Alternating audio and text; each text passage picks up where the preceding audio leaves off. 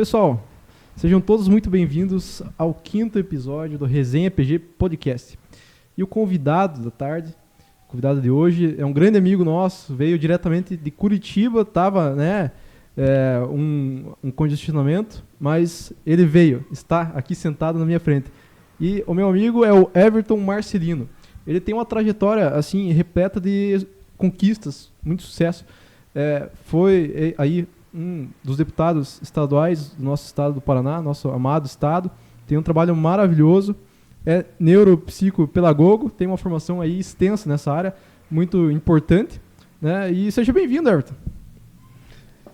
Obrigado, Marcos. Obrigado a todos que acompanham a gente do Resenha PG. Uma satisfação muito grande participar do podcast. É sempre bem legal a gente falar um pouquinho da história.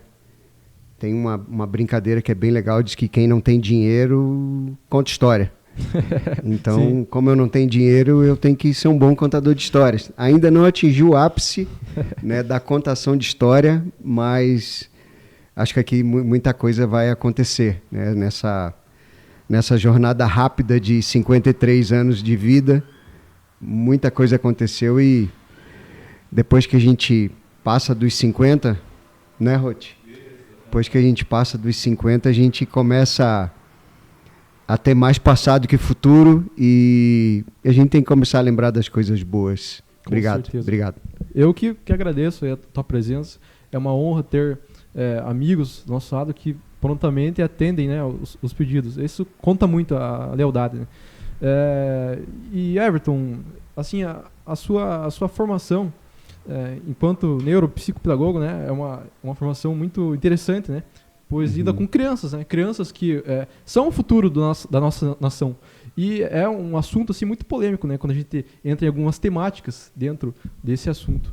Você já chegou assim, a ter embates quando você precisou, às vezes, se posicionar para defender as crianças, mesmo dentro da Assembleia, né, ou fora? Você já lembra de um embate assim, acalorado?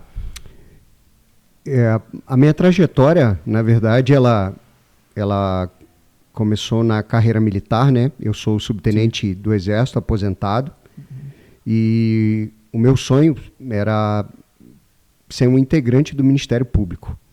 Então eu dediquei muitos anos da minha vida aos estudos, né? Fiz faculdade de Direito. Olha que legal. Depois fiz pós-graduação em Direito Criminal, que sempre foi a minha paixão, o Direito Criminal. E eu vou chegar na questão da criança, do porquê. Perfeito. E fiz Direito Constitucional, fiz Ética e Filosofia Política e continuei. Depois eu me apaixonei por filosofia. Teve uma época que eu até comecei a fazer curso de filosofia na Universidade Federal do Paraná e larguei porque, infelizmente, naquele momento, eu não sei como é que está hoje, era muito bagunçado, muito desordenado, assim, mas é um curso formidável, sabe? Abre a tua mente para grandes discussões, que é o que a gente está precisando hoje, de grandes reflexões, na verdade. Com certeza.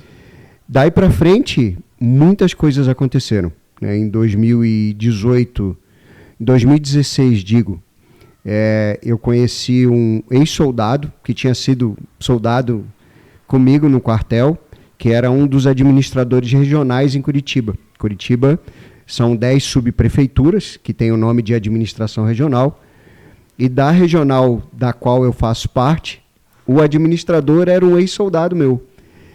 E a gente se conheceu lá, e se reencontrou.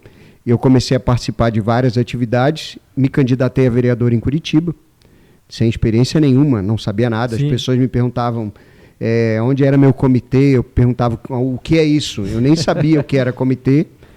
E fui, né? Botei uma bolsa no pescoço e saí pela cidade entregar santinho, alguns que eu tinha.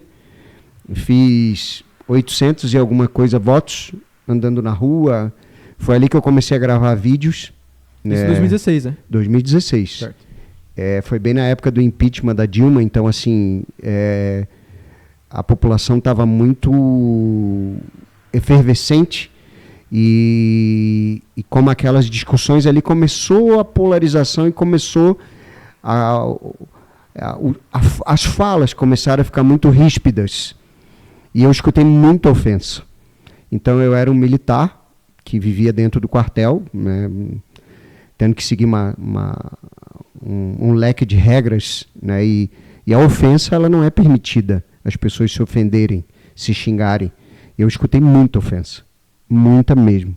E, coincidentemente, e para minha tristeza, o segmento que eu mais escutei ofensa foi o segmento dos idosos.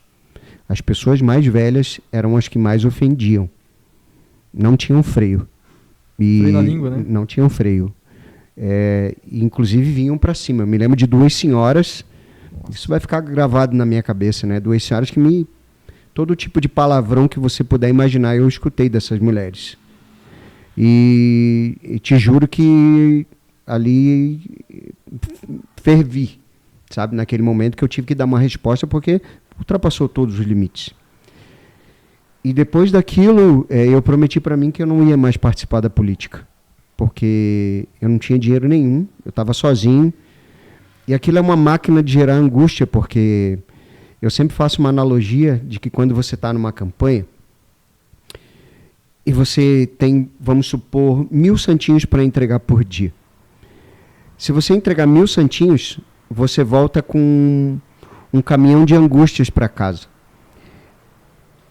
Ao contrário de que se você for para algum sinaleiro, semáforo, e vender 100 tabletes de bala de goma a R$2, você vem com R$200 para casa. Sim, volta com lucro. Você volta com alguma coisa na mão. E entregar um santinho, pedir apoio, você não volta com nada. E ali eu comecei a entender o significado de angústia. Eu tinha prometido que eu não ia disputar mais nada. Em 2018, uma pessoa me convidou, né, que ele se candidatou a deputado federal e me perguntou se eu queria ser candidato a deputado estadual. Eu falei, vamos lá. Eu falei, eu prometi para mim que eu não ia enlouquecer, como em 2016, e foi o que eu fiz. Eu comecei a medir as coisas, não abandonei a minha vida, né, dedicava algumas horas do dia para fazer campanha. Eu sempre gostei de ir para o sinaleiro, entregar os meus próprios santinhos, que tem a minha cara, e quando as pessoas pegam, elas se identificam com você, porque estão vendo que é você quem está entregando.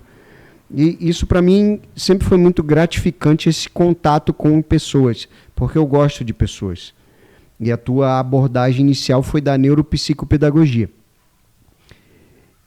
E por obra do destino, eu acredito em destino, dê o nome que você quiser. Eu acredito que cada um de nós vem para cá, para esse plano terrestre, com propósito, com um caminho a ser trilhado, pré-definido por alguém.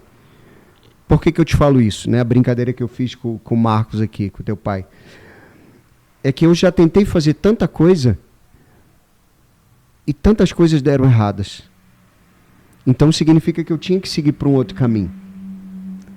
E eu continuo dando as minhas cabeçadas, continuo dando. E eu percebo que parece que toda hora vem um aviso, não é por aí, não é por aí. Mas aí eu fui eleito. E quando você chega no mandato, alguém te dá uma chave de uma sala, você entra e seja o que Deus quiser. E uma coisa que eu percebi ali é que todos os meus anos de estudo e preparação que eu tinha estudado do direito, da filosofia, de tudo que eu tinha estudado, tinha me ajudado muito, valeu muito para mim. E a primeira pauta que a gente abraçou foi a pauta da pessoa com deficiência, que foi a locomotiva. Foi o carro-chefe do nosso mandato. E aí nós estamos quase chegando na neuropsicopedagogia. Ali nós começamos a trabalhar com a questão da inclusão das pessoas com deficiência. E essa inclusão ela é muito complexa, ela envolve N fatores. N. E você precisa saber daquilo. E aí eu comecei a estudar muito sobre criança. Eu precisava entender o que era aquilo. Porque também eu sou pai de um casal de gêmeos. Que maravilha. E aquilo foi sendo cada vez mais necessário para mim, para eu ter que aprender aquilo. E a coisa parece que a cada dia eu estava sendo espremido, mais espremido, mais espremido. E aí, aí a gente teve a oportunidade de criar trabalhos. E aí nós criamos a Frente Parlamentar do Paradesporto, que é o esporte para pessoas com deficiência, e a Frente Parlamentar da Primeira Infância, que cuida de crianças de 0 a 6 anos. Por quê? Porque existem levantamentos, em Curitiba esse levantamento é muito mais apurado, de que entre 10% a 12% da população de Curitiba tem algum tipo de deficiência. Se você tem 2 milhões de habitantes e você tem 10%, olha a quantidade de pessoas que você tem que atender. Sim, população muito grande. E no meio desse grupo, nós temos os idosos também, que são pessoas que têm dificuldade de mobilidade, têm baixa visão, vai perdendo a audição, enfim, mobilidade e tudo isso. E quando você começa a se deparar com isso e você começa a ver o tamanho que isso toma, você tem que se preocupar com estudar e aprender, porque senão você passa pelo mandato em branco. Porque o mandato, o que eu vi, ele envolve mais politicagem do que política efetivo, na sua essência. Todo mundo hoje critica a política. E eu falo, não critique a política, critique a politicagem. Que a política de verdade ela é sensacional. Perfeito. Por mais que a nossa Constituição hoje muitos critiquem, que ela é uma Constituição social-democrata, e se você entrar no site hoje, planalto.gov.br, e digitar lá Constituição Federal, ela vai abrir para você. Se você der um Ctrl+L, buscar e digite a palavra social. Se eu não me engano, aparece mais de 100 vezes a palavra social na nossa Constituição. Por que isso? Aí a gente tem que estudar os porquês da Constituição.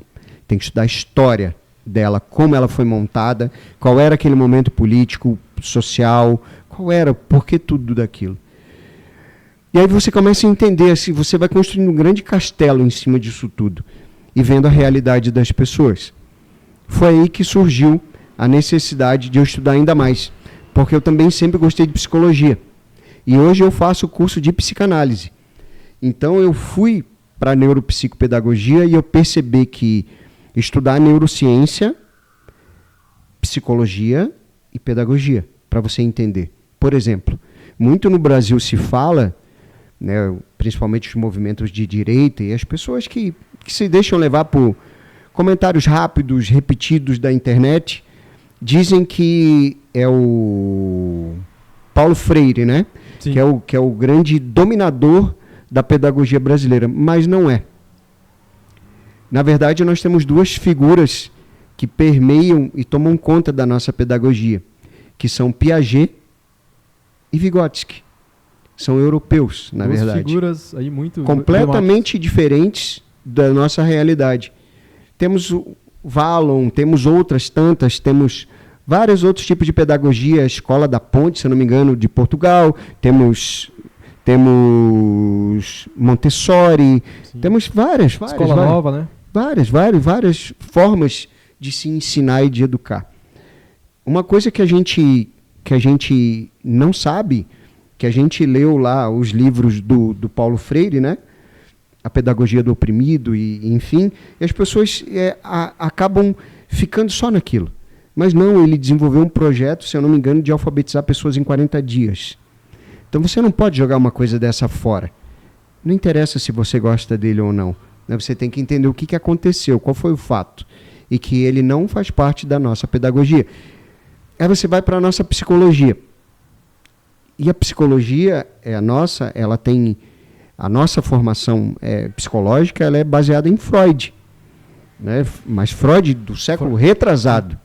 E dele surgiram tantos outros, brotaram tantos outros, os dissidentes. E a neurociência.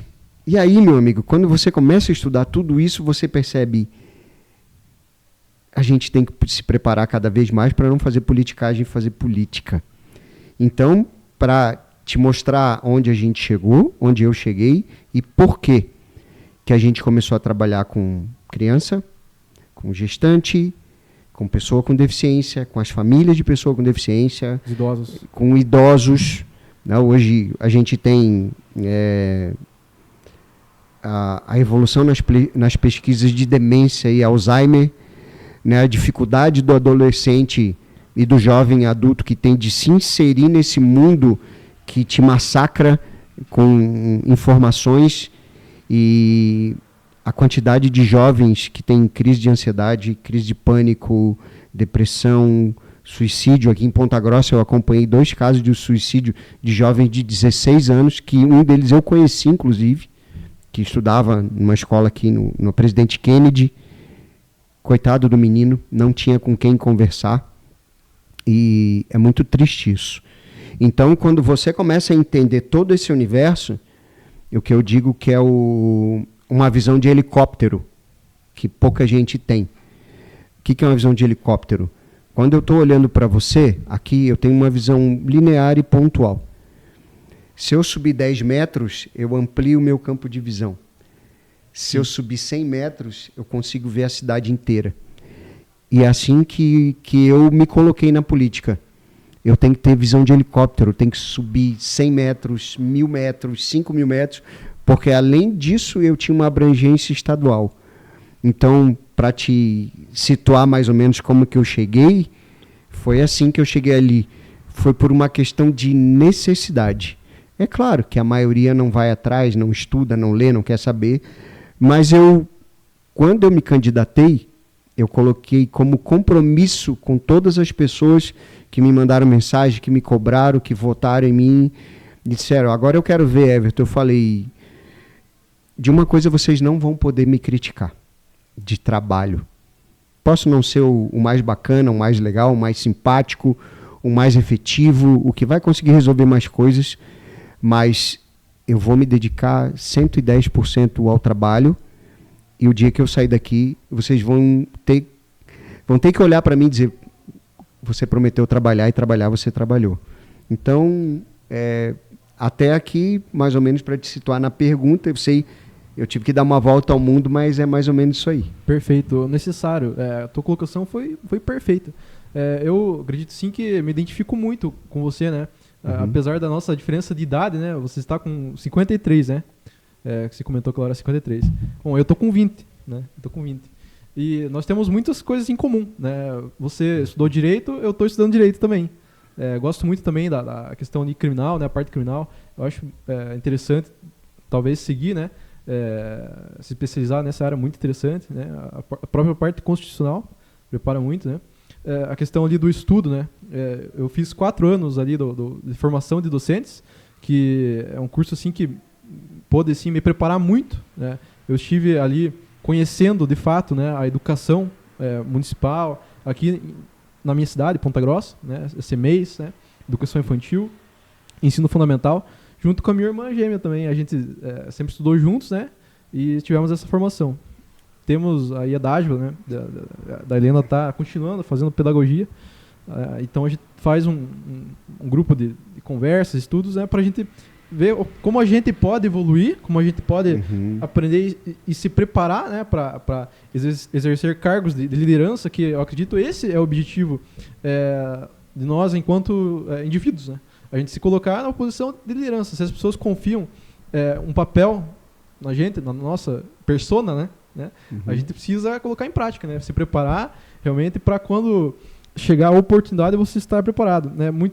Tem muitas dizeres de conceito de sorte, né? A sorte é quando o preparo e a oportunidade se encontram. Isso que é sorte, né? Você comentou de destino também, né?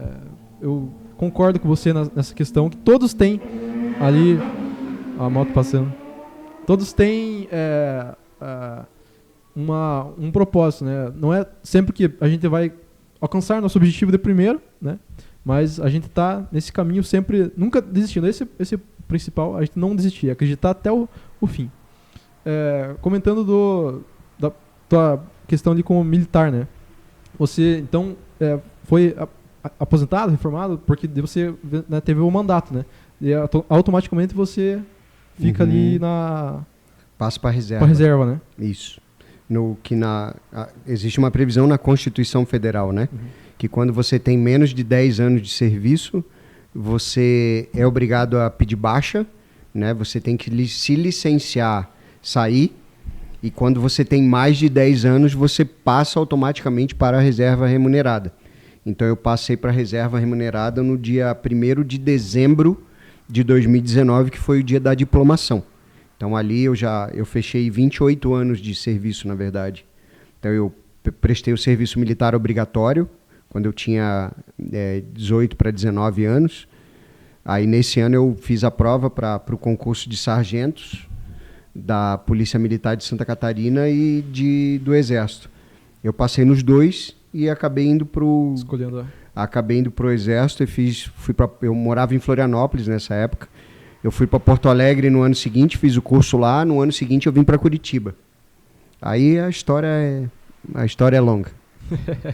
Sim, a gente viu uma crescente enorme, né? Aí nas casas legislativas, ali do militar mesmo, né? Policiais também. E como você vê essa representatividade também? Porque é uma questão, assim, informação da segurança, né? Ali, do conhecimento, né? Também do assunto segurança. Porque uma pessoa militar, a pessoa que é dessa área, ela tem muito mais embasamento do que para falar sobre segurança do que uma Sim. pessoa que não está ali no dia a dia, né? Como você vê essa representatividade? Foi bem curioso, né? Porque o único militar do Exército que tinha na Assembleia era eu. Sério? Então nós tínhamos lá policiais civis, policiais militares, e das Forças Armadas o único era eu. Show. E todo mundo ficou, assim, numa expectativa muito grande de quem era eu. Porque todo mundo olhava para o Bolsonaro na época e imaginava, meu Deus, né? Vai ser igual ao Bolsonaro, vai subir aqui na tribuna e vai descer o verbo aqui no... Descascar. Isso, mas o meu perfil é diferente, né? Eu sou bastante aguerrido, sempre briguei muito, sempre contestei muito, mas quando eu cheguei na política, eu percebi que eu precisava de algo a mais. O algo a mais era o quê? Era todo embasamento para eu poder cobrar. Porque o legislativo, ele não tem a força que o poder executivo tem de ir lá e executar. Né? O executivo tem o seu orçamento, tem as suas secretarias e executa as políticas.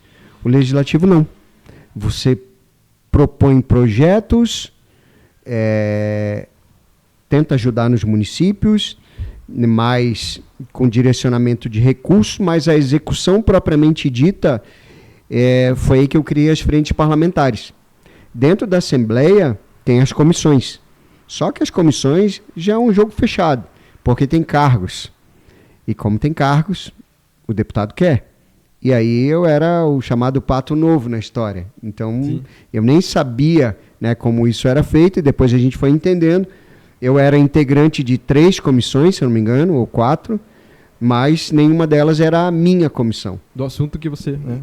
Eu era da comissão, eu era o vice-presidente da comissão de esportes, eu era um integrante da CRIAI, que era a Comissão de Defesa dos Direitos da Criança, do Adolescente, do Idoso e da Pessoa com Deficiência. Mas, infelizmente, não faziam nada. Né? Eu queria muito que nós criássemos eventos pelo estado inteiro, para a gente se ajudar e ajudar as pessoas. Tanto é que em 2020, no ano da pandemia, eu fiz um projeto chamado Pedala Paraná. Eu pedalei de Curitiba até Cascavel, e depois eu subi, fui até Maringá, Londrina, e depois eu voltei. Aí eu desci, passando aqui por Ponta Grossa, até Curitiba. Então foram 1.500 quilômetros, em 15 dias, visitei 18 municípios. É coisa, homem, é coisa. E levando a bandeira da acessibilidade e da inclusão da pessoa com deficiência. Então foi um evento, assim, muito legal. Até aqui perto foi onde a gente se reuniu, aqui onde tem o mercado, aqui onde montam as barraquinhas ali, sim, sabe? Sim. Onde Perfeito. fica estacionamento ali, a gente se reuniu ali, e porque começou a chover até naquele momento, mas chamou muita atenção, porque até então ninguém falava do assunto. E como eu falava todo dia desse assunto, falava das crianças, das pessoas com deficiência, isso começou a tomar um vulto muito grande.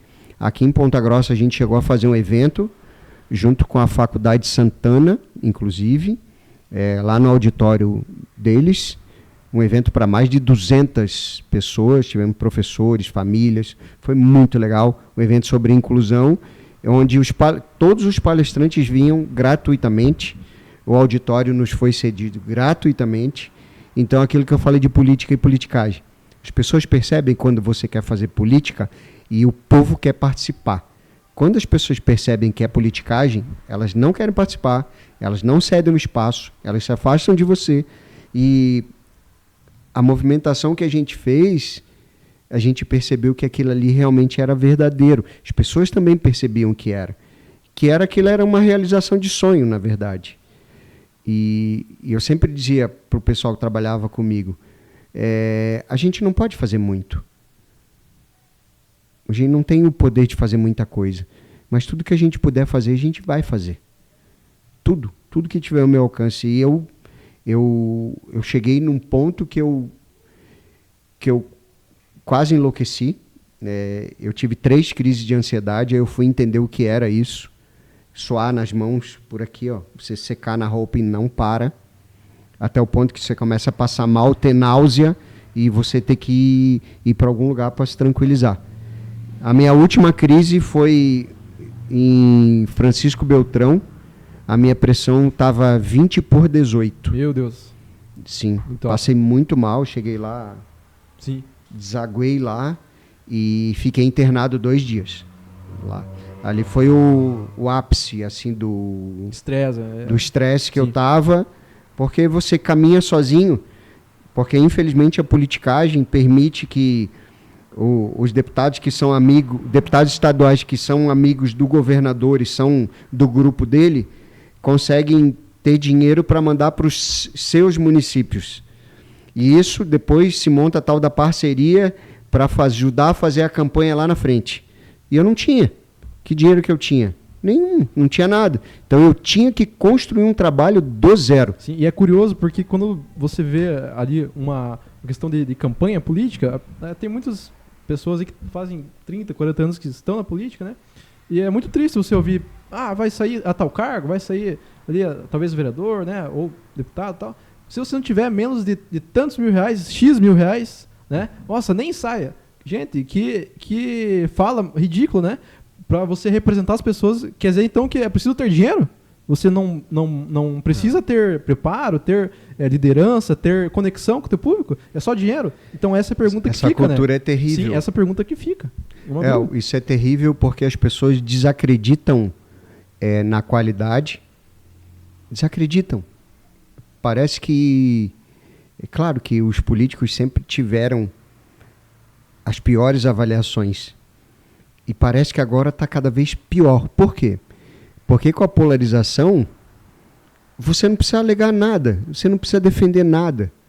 Você só diz que é Lula ou Bolsonaro e sai gritando.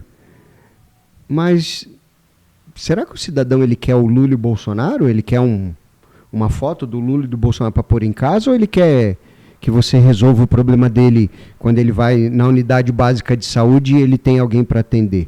Sim. Vai estar lá o Lula e o Bolsonaro? Não. Quando ele chega na creche, quando a família chega na creche, alguém vai perguntar se a mãe é de esquerda ou de direita? Ou a mãe vai chegar lá precisando de uma vaga?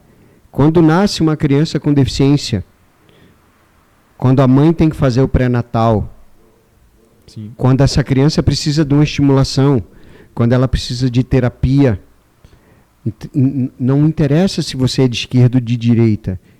E a pergunta que fica é, será que o vereador que a gente está escolhendo está preparado para cobrar isso? Porque outro problema que a gente tem é que a gente foi adestrado, e a palavra é essa mesmo, adestrado, isso dia após dia.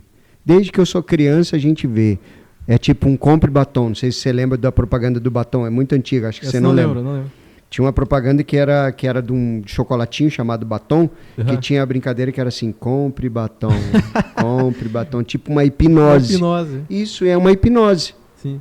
E esse transe, o brasileiro ele entrou num transe que ele acredita que todos os problemas só existem em Brasília.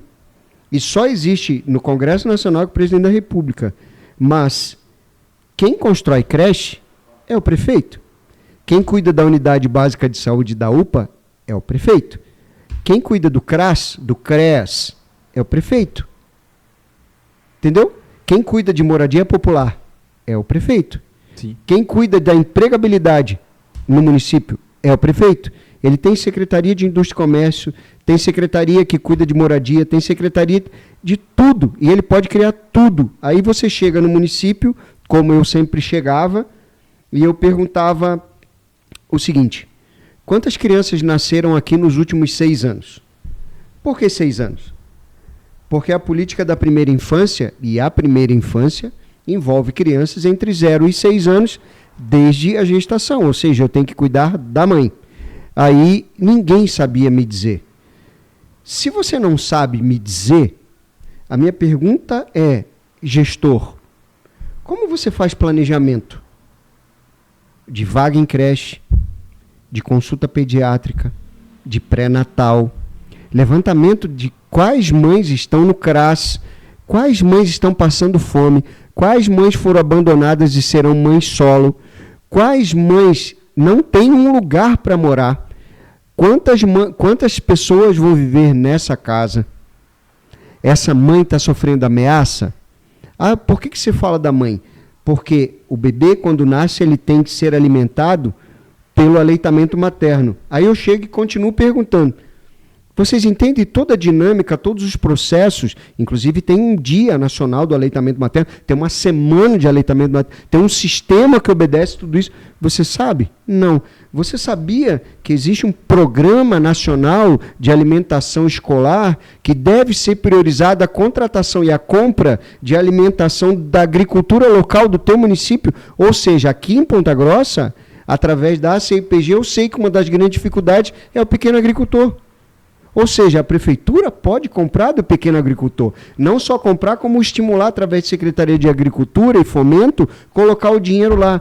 Por exemplo, empregabilidade. Algum tempo atrás eu sabia também, através da CIPG, que Ponta Grossa tem um problema de padeiros. Opa! Se eu tenho problema de padeiros, eu tenho que fazer um levantamento de quantas pessoas estão aqui, quanto que eu consumo de pão todo dia, quantas padarias eu tenho, onde essas padarias estão. Você entendeu ou não? Perfeito. Gestão é o nome disso. Então eu tenho que fazer levantamento de dados, fazer planejamento, projetos, executo, volto, reavalio. Executo, volto, reavalio. Isso é gestão. Se você quer ser político, ou para você que quer ser político, pense nisso. Não vá para a política com discurso raso, pelo amor de Deus. Não vá, porque você acha que todo o problema da carga tributária, é porque estão gastando muito no ministério. Pois é, e quando chegam 10 milhões de reais no município, no teu município, seja lá onde você estiver, como esse dinheiro é aplicado? Se você não tem projeto, se você não tem nenhum projeto e chegar 10 milhões na tua mão hoje, você vai torrar o dinheiro. Curioso. Por que as pessoas que ganham na Mega Sena geralmente ficam pobres?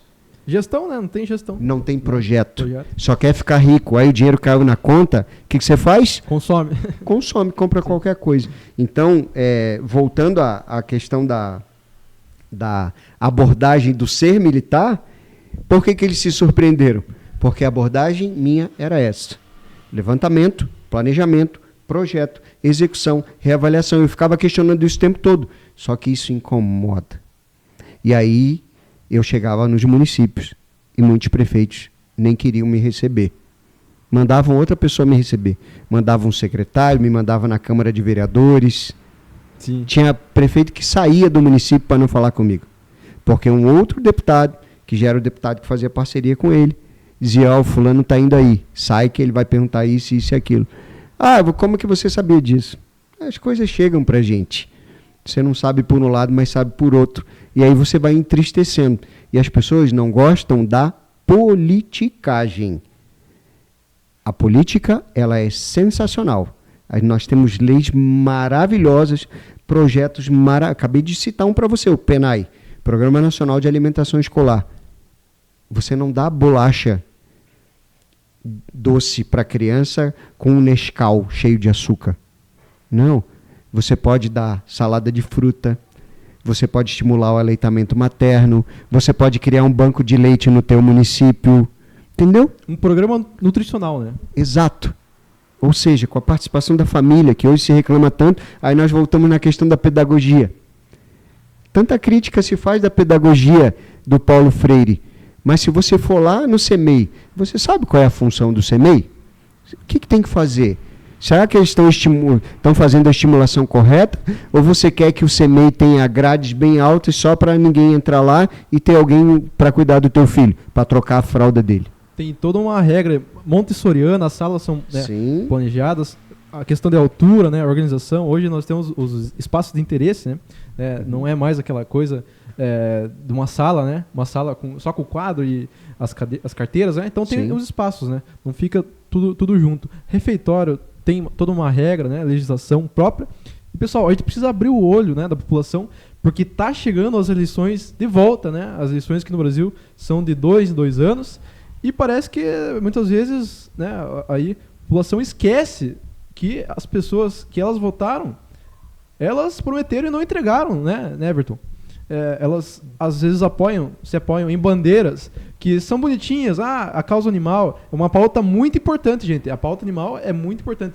Mas tem figuras que nem são, às vezes, aqui de Ponta Grossa ou da cidade que você vai estar vendo esse vídeo, que elas vêm só na eleição para sequestrar o teu voto, né? E quando entram no mandato, esquecem totalmente, não mandam um real para nossa cidade, não contribuem em nada, né? E não valorizamos a prata da casa, as pessoas que são realmente da cidade e que, né, querem lutar pela cidade. Então a gente precisa começar a abrir o olho desse povo, porque está chegando a eleição e vai acontecer, né? Vamos lutar para que isso não aconteça, mas vai acontecer assim a vinda dessas pessoas aí novamente. Precisamos atentar e abrir o olho da nossa população para não sermos enganados de volta. É o chamado estelionato eleitoral, né? O estelionato eleitoral é você prometer alguma coisa que você nem sabe o que é e não vai cumprir. Quer ver um que é bem facinho? Bem famoso? Quer ver um que é bem famoso? E eu derrubo todo mundo que vem com esse, eu defendo a família. Aí eu pergunto, qual família você defende? Qual família? No mundo jurídico, existe a lei do bem de família. Lei do bem de família. A lei do bem de família protege o imóvel, teve uma alteração agora recente, mas protege o imóvel de uma pessoa. Vamos supor você, Marcos, você não casou, você tem o teu imóvel, você mora lá. Para a lei do bem de família, você é uma família, que o teu bem tem que ser protegido. E as mães solo? As mães que o marido simplesmente abandonou. E as viúvas, que ficam sozinhas. E as mulheres com câncer, que são abandonadas à própria sorte. E os idosos, as idosas que ficam viúvas, porque já a expectativa de vida dos homens é mais baixa que das mulheres. Está vendo que eu estou falando só de mulher? Mas eu posso falar do homem também, do homem que não casou. Quer ver um outro dado? Que é muito comum. O homem descobre que o filho dele vai nascer com deficiência e ele abandona. Ele vai embora. Pesquise aqui na tua cidade. Pesquise. Fale com uma pessoa, uma só, que tem filho com deficiência, que ela está num grupo. E você vai ver nesse grupo quantas são. Tudo isso é família. Tudo isso é família. Ah, Everton, mas e os homossexuais? Irmão, cada um escolhe com quem quer viver, cara. Isso não é problema meu. Porque essa pessoa, ela paga impostos, ela vai chegar na unidade de saúde, ela tem que ser atendida. Sim. Entendeu? Ela vai aqui no supermercado do lado, ela vai ali, compra, e quando chega no caixa, ninguém pergunta se você é hétero, bi, ou sei lá o que você é. Você vai passar o teu produto, vai pagar e vai vazar, irmão. Então, assim, família é tudo isso. Tudo. Então, eu sempre, como a gente fala no meio militar, né, Marcos? A gente dá um passo à retaguarda. Eu sempre dou um passo à retaguarda. Quando não é possível, eu dou 2, 3, vários passos à retaguarda. Por quê? Porque eu tenho que lidar com um ser humano. Eu tenho que tratar todos como seres humanos. É isso. Eu tenho que tratar como um ser humano. E se eu não for para a política, para cuidar de seres humanos, eu estou no lugar errado. Fica em casa. Sim. Vai arrumar o que fazer, vai ganhar dinheiro. Hoje você pode ganhar dinheiro sem sair de casa. Monta uma apostila falcatrua dessa e vai vender no Hotmart. Os vendedores de curso. Isso, vai vender esses cursos falcatrua no Hotmart lá, que você nem sabe o que é. Monta lá no ChatGPT, né? Eu já brinquei disso daí, vai ver. O negócio é infinito. Monta uma apostila lá de 200 páginas, diz que aquele é o curso mega top. Você nem sabe o que é, mas bota lá no Hotmart, vai ganhar dinheiro. Mas não se enfia na política. Não pede cargo público. Não vai para uma secretaria para você chegar lá e atrapalhar a vida das pessoas. Então, não seja mais um atrapalhador. E o que você falou é verdade. No ano que vem, tem um monte de oportunista que vai aparecer com um discursinho fácil e que, se depender de mim, eu vou derrubar. Perfeito. Eu derrubo mesmo. Estamos juntos nessa. Eu derrubo mesmo, porque eu tô cansado, cara. Eu tô cansado de ver gente incompetente, né, que vai para a Câmara de Vereadores, vai para a Assembleia Legislativa, lá no próprio Congresso Nacional. Eu já fiz isso. Eu desafio. Eu já sei os deputados e senadores que eu posso sentar com eles, senadores e senadoras, deputados e deputadas, que eu posso sentar, que vai brotar alguma coisa. E eu sei daqueles que não vai brotar nada. Bobear não sabe nem dizer o nome completo para mim. Se perguntar o CPF, não sabe. Então, assim, está fazendo o que ali? Está comendo nosso dinheiro, está sendo um estorvo e fazendo agora o que estão fazendo. Querendo aumentar de 513 para 531. 531, querendo deixar a acumulação da própria aposentadoria de deputado com acumular a aposentadoria do... Então, assim, vejam o desserviço que é. Mas sabe de quem que é a culpa? É nossa. Eu falo, nós temos que deixar de ser sem vergonha de eleger esse tipo de gente. Porque se a gente fosse pegar a votação lá do projeto, era para pegar a votação e isso publicar toda semana. E quando chegasse ano que vem, no período eleitoral, a gente publicar isso todo dia. Dizer aqui, ó, tá vendo isso aqui? Esse aqui foi aquele que votou lá. Lembra? Está lá parado, por exemplo, a isenção de imposto de renda para quem ganha até 5 mil. Ah, Everton, põe um projeto assistencialista. Pô, o que vocês querem então, irmão? O que vocês querem? Né? Assim, a gente tem que partir de alguma coisa. Ah, porque é o governo Lula. Cara, olha só, a gente está vendo tudo que está acontecendo. É um governo que está se autodestruindo sozinho. Já está destruindo. Todo mundo quis entrar. Né? Não, Everton, que você tem que falar. Meu amigo, contra fatos não há argumentos. Viu ontem? Ontem lá entrou um pedido do governo federal para o STF para ele tomar a frente das investigações do INSS, porque descobriram, se não me engano, 14 deputados que estão envolvidos, que recebiam mesada da Contag ou de alguma dessas empresas aí para mesada. Entendeu? Então, assim, precisa a gente... Eu preciso sair gritando e brigando com eles? Não, cara. Eu preciso apresentar projetos. Aquela mãe, né, a tua irmã que é pedagoga, quando a criança chega lá para ela, a mãe, ela quer que ela seja a profissional que pega o filho dela como se fosse filho dela mesma. Tem atenção, carinho, tudo.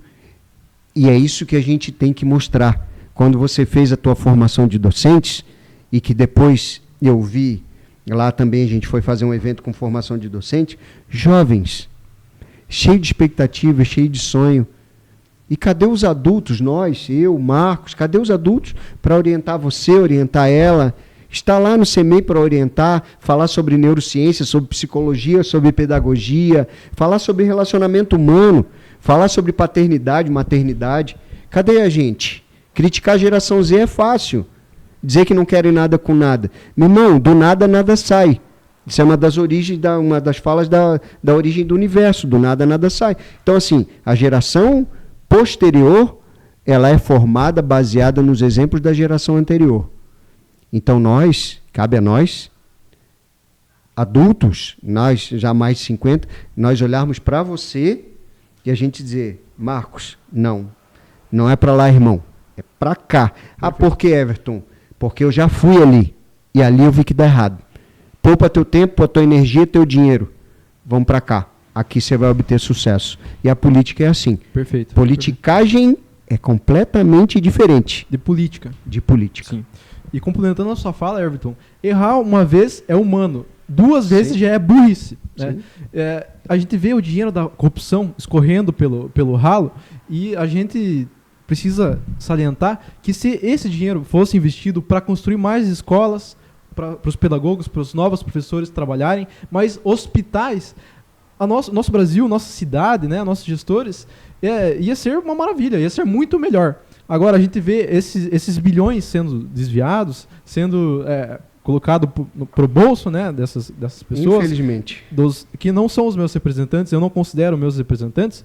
E nós pensamos, puxa, mas que país é esse? Que país é esse que, quando mais precisa, né, as pessoas que trabalham, né, são eleitas para trabalhar, representar a gente, estão fazendo esse tipo de coisa. Então a corrupção é uma coisa triste, sim, é uma coisa triste, deprimente, porque pessoas morrem em filas de hospitais, né, as mães não têm a estrutura necessária para ter a sua emancipação, né. Então é algo muito tocante essa questão da corrupção. A gente precisa lutar para que isso diminua, né. Vou falar para vocês, a questão da corrupção no Brasil é algo difícil de acabar por conta que está no seio, né? Quando você estuda das famílias, quando você estuda direito criminal, eu tive um professor que era muito sábio. Ele dizia o seguinte: onde houver um ser humano, haverá corrupção e haverá crime. Onde houver, não tem jeito, cara. Caim e Abel. Então, assim, a gente tem que lutar para formar pessoas melhores. Porque pessoas melhores que têm um senso de coletividade, que ela tenha noção de começo, meio e fim, de como as coisas entram. Certo e errado. Certo e errado. Como é que a despesa pública acontece. As pessoas nem sabem como é que a despesa pública acontece. Onde vai parar o dinheiro.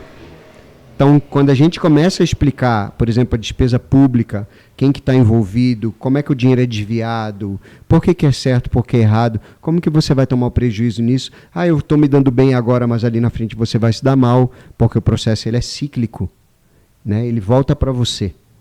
De alguma forma ele vai te atingir.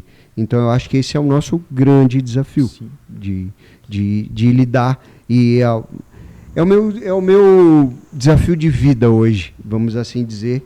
Além dos meus desafios diários de pedalar e cuidar da saúde, esse é um grande desafio. Perfeito, Everton. A gente vai entrando nos temas, né? A gente acaba ficando, né, eufórico, porque é algo que a gente ama, né, fazer, debater. Né? E a gente resolvendo esses problemas mencionados, com certeza a nossa cidade, nosso estado, nosso país vão melhorar muito. Então é isso que a gente precisa prestar atenção e trabalhar em cima disso, porque o nosso povo merece. Everton, eu agradeço a sua participação, aí, a sua fala, né, compartilhar um pouco da sua história. E assim nós encerramos o podcast. Suas palavras. Obrigado, Marcos. Obrigado ao teu pai, Marcos. Obrigado à tua irmã também, né, pela oportunidade, pela paciência. É muita coisa para falar, muita história. Como eu te falei, né? Quem não tem dinheiro tem que contar história. Então, assim... tá bom, tá ótimo. A gente tem que abrir esse leque, sabe? Tem muita coisa para falar. E tomara, né, que nessa jornada aí, no próprio teu segmento, né, que você pode contar comigo para eu te ajudar nesse processo de construção, para a gente destrinchar isso e abordar todos os pontos. Porque eu posso dizer para você, hoje mesmo eu vou compartilhar hoje, não compartilhei ainda, um projeto de Santa Catarina de Florianópolis. Um projeto de cuidados com idosos numa unidade de saúde. Sabe qual foi a ideia da médica? Ensinar os idosos a ler e escrever. Ou seja, o projeto era educação para os idosos, para que eles trabalhem a mente, né? Porque o idoso acaba se isolando e desenvolvendo Então, vejam, uniram a educação à saúde. Quanto você gasta para fazer isso? Nada. Porque a EJA, que é a Educação de Jovens e Adultos, trabalha junto com a unidade de saúde. Viu que legal? Quanto dinheiro você gasta para isso? Nada. Bastou boa vontade. Então, o meu objetivo é colaborar, ajudar de todas as formas, porque eu sei que se a gente quiser mudar o nosso Brasil, a gente muda com pouquíssimo dinheiro. muito pouco dinheiro. O que falta é boa vontade. O que sobra é esperteza e oportunismo. E isso daí a gente vai mostrar. A gente vai mostrar que se faz um trabalho bom, com inteligência, com dedicação, com vontade e com um sonho de viver num país melhor, porque eu ainda tenho esse sonho, apesar de andar meio desanimado, mas eu ainda tenho esse sonho. Sim. E obrigado, né? Agradeço a você pela oportunidade. Se Deus quiser, a gente vai se encontrar aí de novo. Amém. Muito obrigado. Não vamos deixar essa chama da esperança morrer. Vamos. Muito obrigado. Obrigado. Pessoal, abraço.